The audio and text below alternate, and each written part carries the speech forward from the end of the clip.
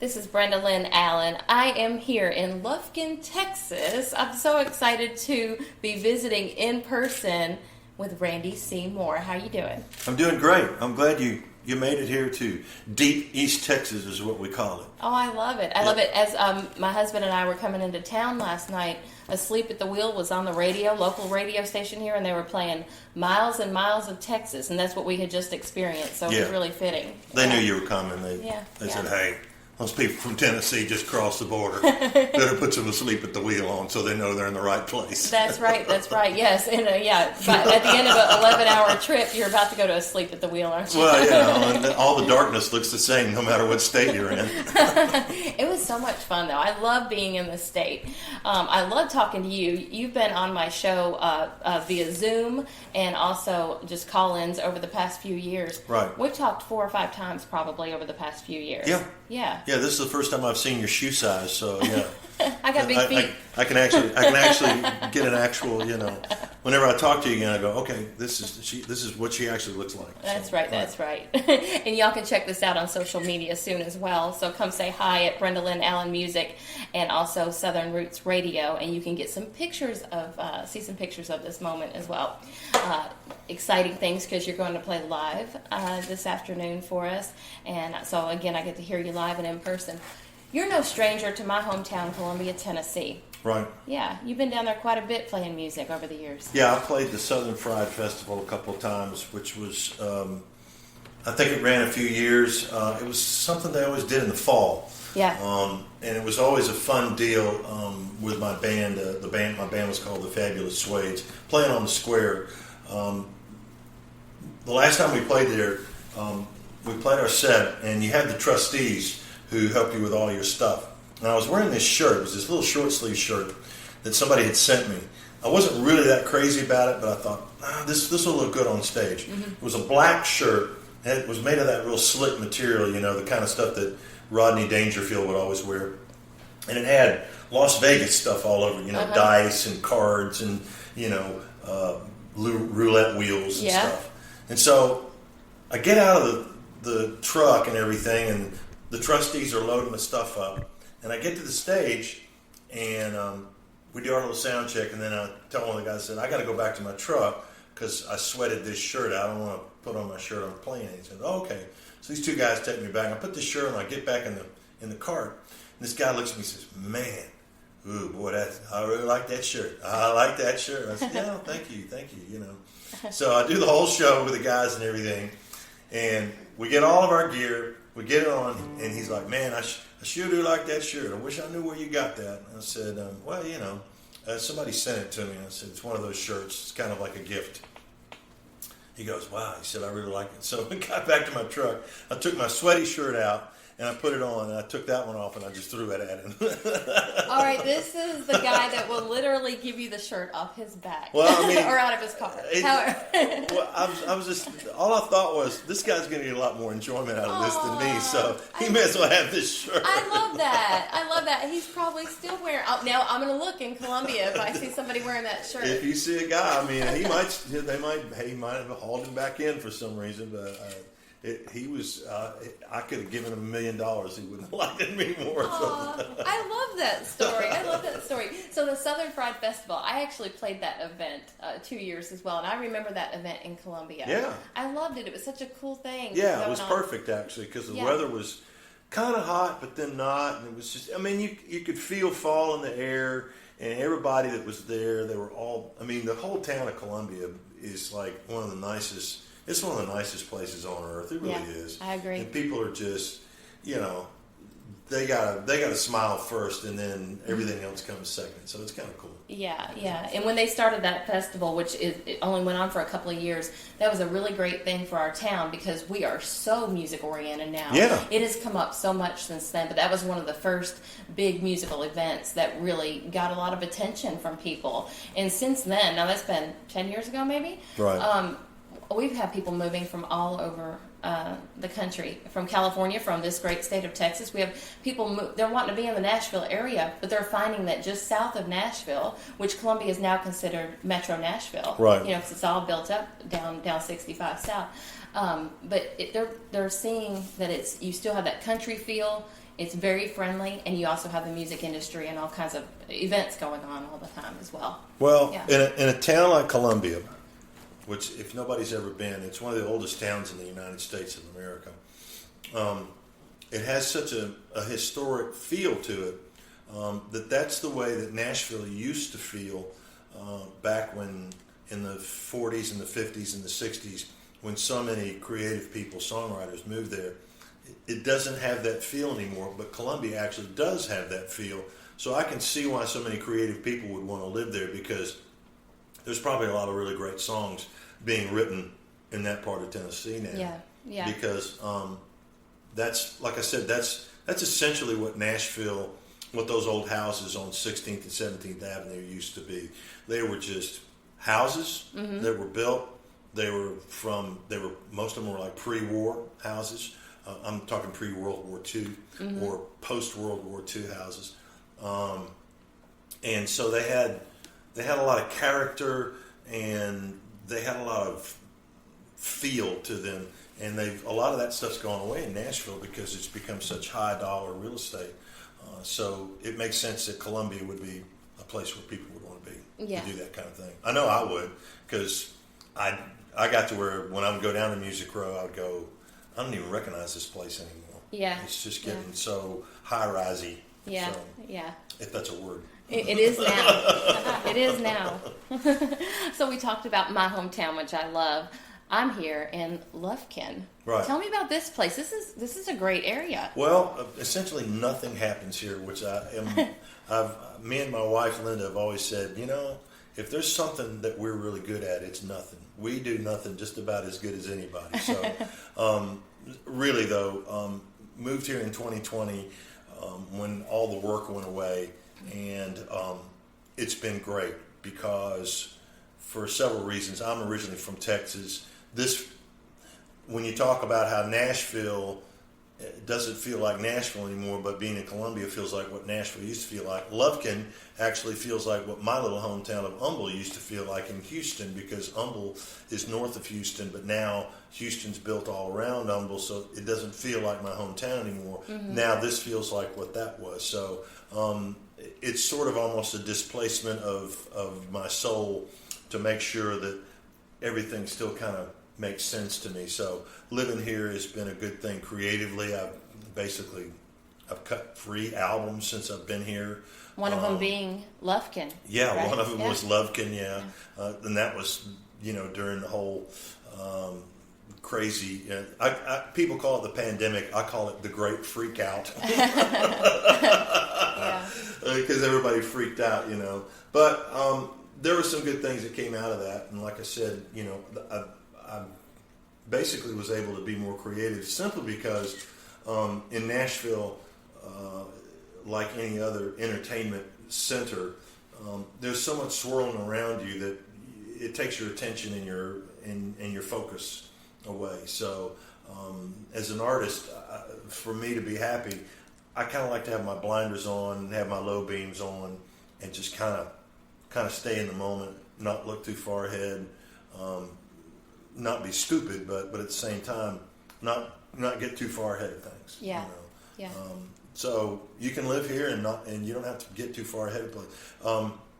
Lufkin has a unique feel to it because everyone here is quite friendly. Yes. If you go anywhere while you're here in this area of Texas, plan to have at least a 45-minute window of being able to talk to a stranger and have them tell you all these things. I love that. That's kind of the way it is. So, because that happens a lot around here.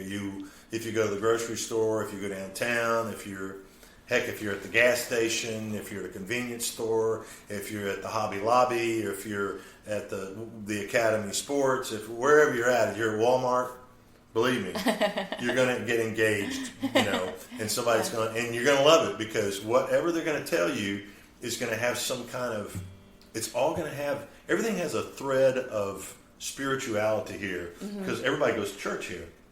In fact, that's one of the 2 questions you'll get. It's like, where are you from, and what's your home church? Yeah. So And that's another reason why I think it's kind of a real peaceful, friendly town, is because everybody has a respect for something that's bigger than they are, which is the Almighty. Yeah. And I kind of like that. It fits me. It may not fit everybody, but it fits me. Yeah, that's a beautiful thing. Yeah, I love that. I love that. You mentioned 2020 being the great freak out. The great freak out. You know, a lot of really neat creative things came out of that for people. You know, I got to meet you over the phone. Right. But I wasn't in radio. You know, I wasn't getting on stage because we were not getting on stage at that time. So I found this new love for radio, and I'm just really thankful for that, because again, I remember the first time I talked with you over the phone. You just mentioned being happy. I know that in every interview I've done with you, that has been a focus for you, an importance for you, being happy. And I remember the first time I talked to you, you know, I was new at what I was doing. You were so encouraging, and and I just want to thank you for that. I've never forgotten that. Well, if I'm guilty of preaching anything, I preach pursue peace inside yourself first. If you can have peace inside yourself, and if you could get everyone to pursue that same thing within themselves, things would be a lot easier and a lot simpler in this old world. So that's pretty much my own passion, is just peace. All I want is peace between my ears, peace between my shoulders. Yeah. And we got to help each other too. We have to encourage each other. And I wanted to encourage you when I first talked to you, because I knew that you were starting out. I knew you were kind of new, not real new, but I knew you were kind of new. And I thought, just by talking to you on the phone, I thought it didn't take me long, because usually it doesn't if I'm kind of in the right zone. But I could tell right off, okay, this person has a good old spirit and a good old soul. Mm-hmm. So I want to make sure I can encourage her, to just keep moving in that direction, because you're gonna find that doing this, which I've found and I keep finding. You're going to find out that what you do is the metaphor of the pebble in the pond. When you drop a pebble into a pond of water, you drop it in there, and there are these little waves that go out. And there's a lot of times you don't even see what those waves are hitting and what they're affecting. Right. But as long as you keep dropping that pebble in there and keep those waves going out, you'll always be doing something positive, even in places you don't even know where they are. Right. And that's really something you have to keep in mind, because what we do for a living, we like to have something kind of in front of us and sort of tell us, that was good, that was approval, gratification. That's okay. I did my job. That's great. Right. Sometimes you're not going to get that. Right. Sometimes somebody will come up to you and say, you didn't realize it, but that song that you sang, or that song that you did, or the one that you put out, or I heard you play this, or a friend of mine played this song. You don't know what that did for my life. Right. And that's the important part of what we do. You can take all the money and all the awards and all the other stuff and everything. It's all well and good, because people want to make money off this kind of stuff. But they don't know what you and I know, which is we're doing this because we're trying to make the world just a little bit better place. Just a tiny bit. That's it. That's all it is. I love that. That's well said. And you're right. There's no better feeling than when somebody resonates with one of your songs and tells you, how that affected them. That's what it's about. And you know what? Even if it's something you didn't make up, if it's just something that you did, I've had people, come up to me and go, "How did you know that about this with that song?" And I'd say, "I didn't.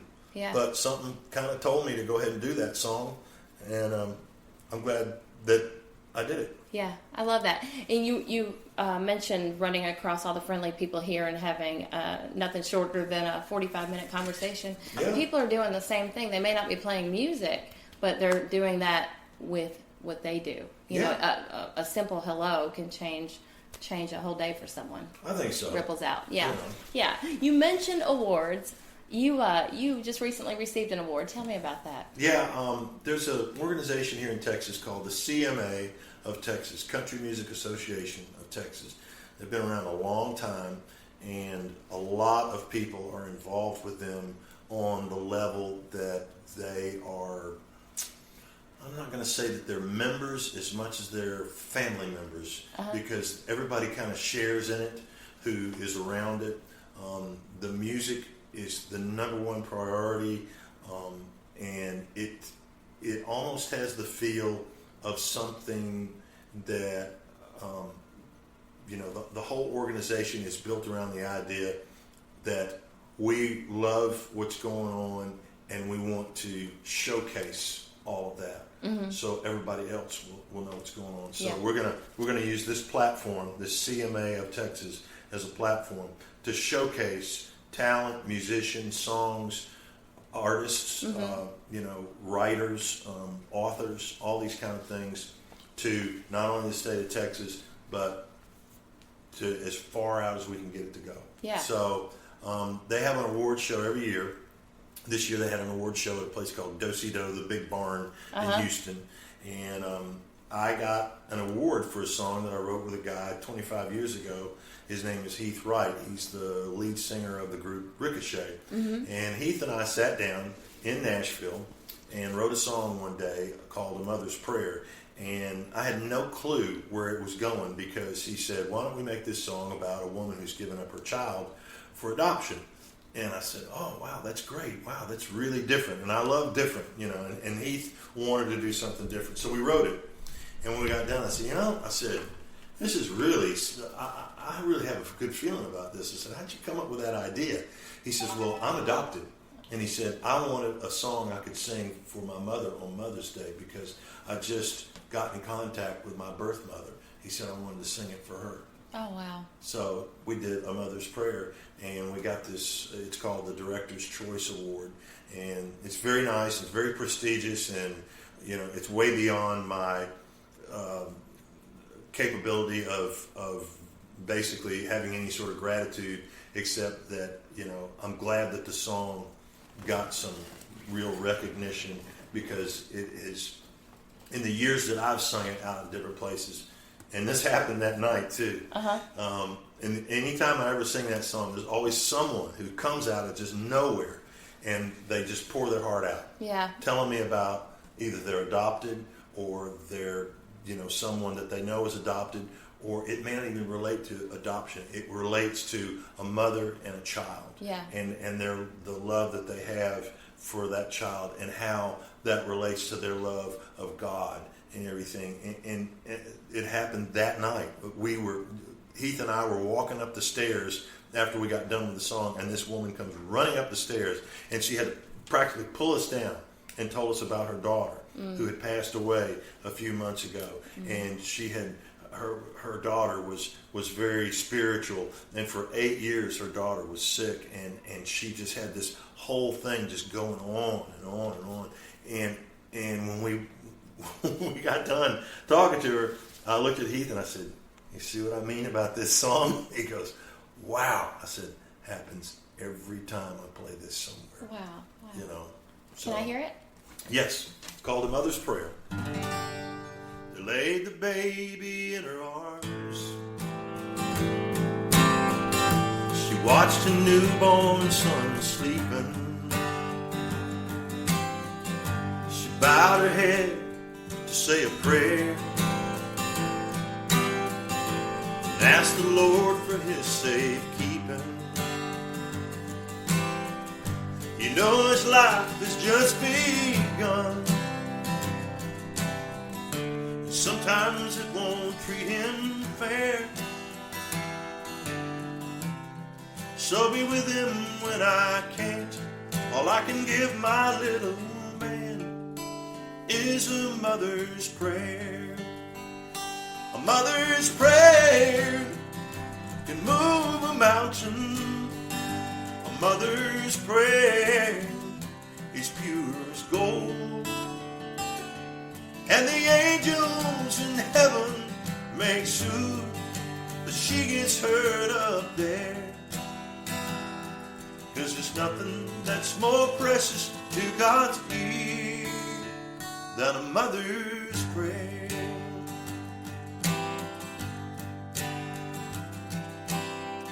She tries her best to explain as she holds his little hand, saying you're meant for better things. I hope someday you'll understand.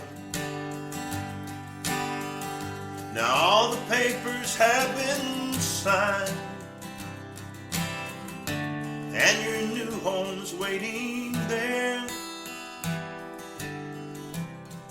And one day they'll tell you soon how you were the answer to another mother's prayer. A mother's prayer can move a mountain. A mother's prayer is pure as gold. And the angels in heaven make sure she gets heard up there.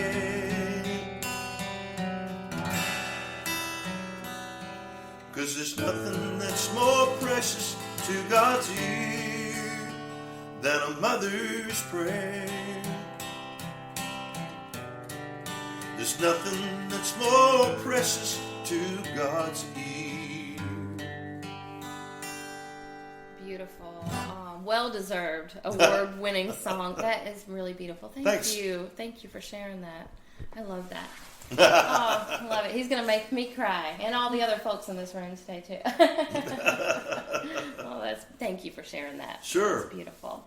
Randy, you're always putting out new projects and always creating, it seems, and you always got great things going on.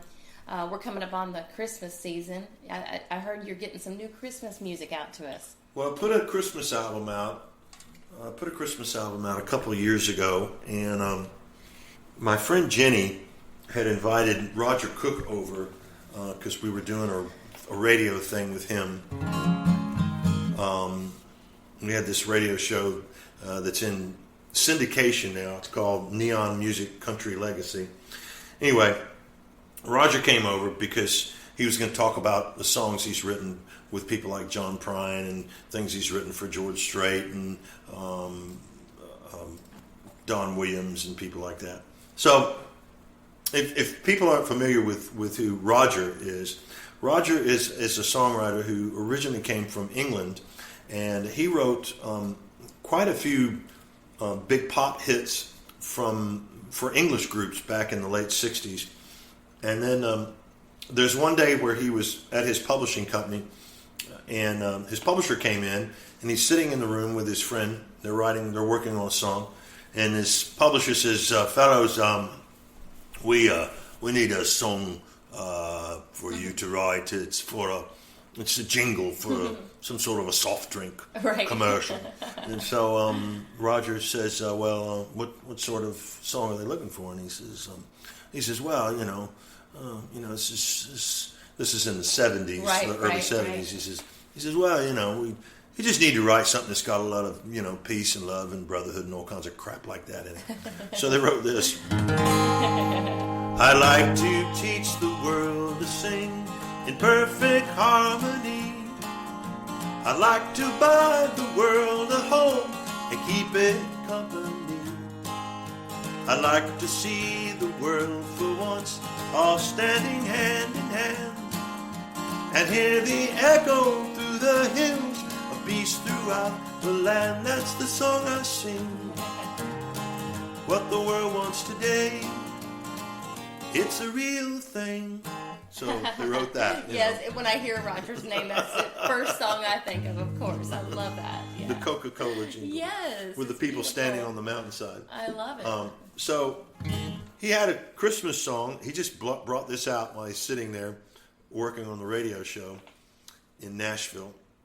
He said, I've got a new Christmas song I want to play for you. So he played it, and I just went, okay, Roger, what is it that you cannot do that I just don't love? I mean, everything that he does, I just love. So I was doing this Christmas album a couple of years ago, and I called him up, and I said, has anyone recorded that Christmas song you played for me? Mm-hmm.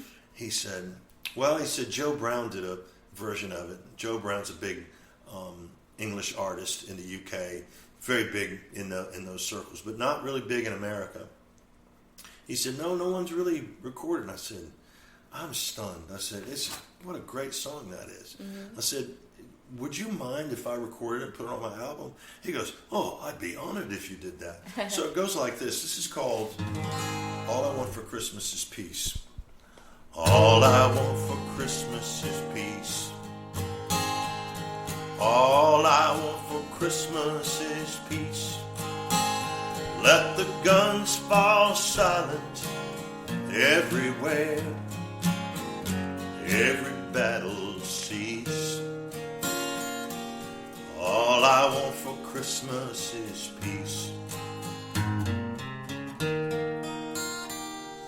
All I want for Christmas is joy.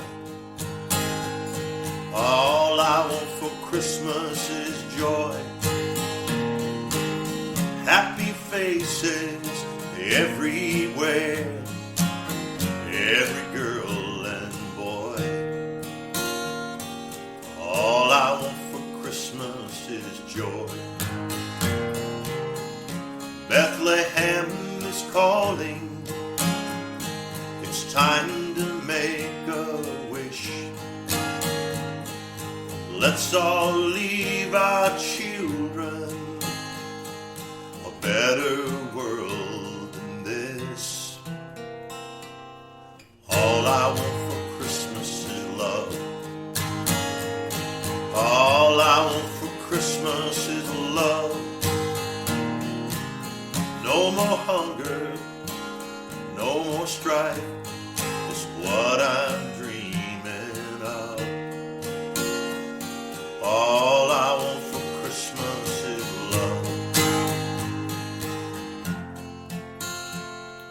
All I want for Christmas is peace. All I want for Christmas is peace. I've been blessed in many ways. There's still one thing I need. All I want for Christmas is peace.